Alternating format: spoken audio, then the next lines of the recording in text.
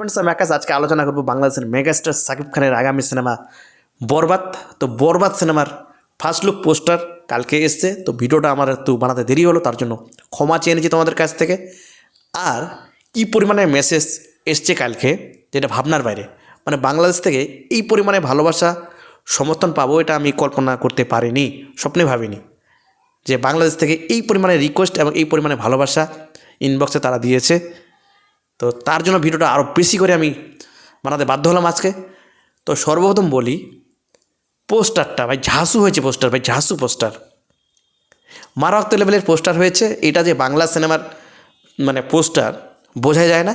হিংস্র লুকে সাকিব খান একটা গাড়ির উপরে বসে রয়েছে, বা একটা স্টাইলিশভাবে হিংস্র যেভাবে থাকে সেইভাবে, সেই লুক কি সোয়াগ ভয়ঙ্কর টাইপের। এবং এক জায়গায় সাকিব খান মানে বলছে সাইলেন্স, ওইটা বাপ রে বাপ, কী বলবো রে বাপ, মানে বাপ লেভেলের হয়েছে যাকে বলে, কী বলবো। মানে সাকিব খান নিজেকে যে এইভাবে ভাঙছে এখন, একটার পরে একটা তিনি কিন্তু ভাঙতেই চলেছে। তো আমাদের কোথাও যেন গর্ব হচ্ছে যে আমার একটা বাংলা সিনেমার একটা হিরো হতে পারে বাংলাদেশের, কিন্তু এই জায়গাটা ভালো লাগে কাজ করছে, নিজেকে এইভাবে ভাঙছে। আর ইদিকার কথা কী বলবো, ইদিকার এখন মানে সময়টা খুবই ভালো চলছে। এখন জনপ্রিয় অভিনেত্রী, প্রিয়তমা দিয়ে বাংলাদেশে হিউজ ক্রেজ তার হয়, হিউজ জনপ্রিয় হয়। এবার খাদান আসছে, তোমরা সকলে জানো। কিশোরী তো ইতিমধ্যে ট্রেন্ডিংয়ে অবস্থান করছে। কিশোরী গানটা দেখলাম 14 দিনে 18 মিলিয়নের কাছাকাছি কিন্তু চলে গেছে। তো সময়টা কীভাবে যাচ্ছে এদিকার তোমরা নিশ্চয়ই বুঝতে পারছো। দু বাংলার এখন যাকে ক্রাশ খাওয়া যায়, এই অভিনেত্রীটার প্রতি কিন্তু সত্যি বলছি আমার খুবই ভালো লাগে এবং ক্রাশ খাই।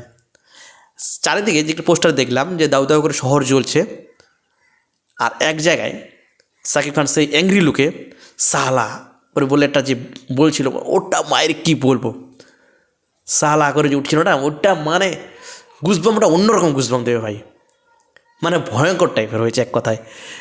চুপ করে দিচ্ছে আর রক্তাক্ত অবস্থায় রয়েছে। হ্যাঁ, এবার অনেকে অনেক মতামত রাখছে, কেউ বলছে কপি, এটার কপি, ওটার কপি। মেনশন ধারা সিনেমা আসলে এটা হয়।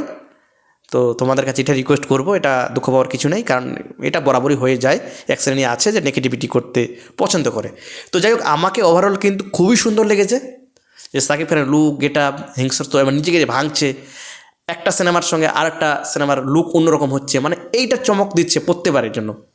আমরা প্রিয়তমা দেখেছিলাম বৃদ্ধ লুকে, তুফানে দেখেছিলাম সেই লম্বা লম্বা চুল এবং মানে একটা অন্য টাইপের, আবার এখানে দেখছি আরেক অন্যরকম লুক, মানে নিজেকে কিন্তু ভাঙছে।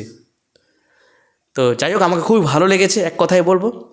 এবং বরবাদ আর একটা কথা বলে রাখি, আমাদের পশ্চিমবঙ্গে কিন্তু রিলিজ পাবে, কারণ পশ্চিমবঙ্গের সংস্থা কিন্তু জড়িত রয়েছে সিনেমাটার সঙ্গে, যেটা আমি গোপন সূত্রে জানতে পারলাম। এখনও রিলিজ পাবে, এটা কনফার্ম, তোমরা ধরে নাও, বাংলাদেশ রিলিজ পাচ্ছেই।